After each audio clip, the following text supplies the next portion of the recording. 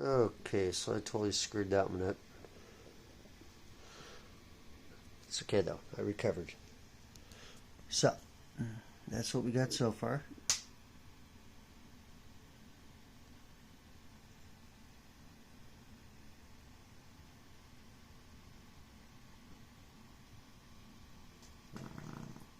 Oops.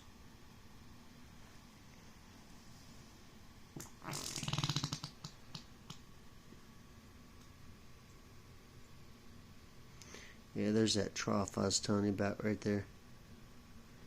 We'll see if the paint fills it in. If not, like I said, when I coat this with epoxy and stuff, all that will just create depth to the piece. So, I ain't tripping. Alright, I'll give you guys a show in the morning. Sure, I'm going to mess with it and try and ruin it more, but we'll see how it goes. Have a good one.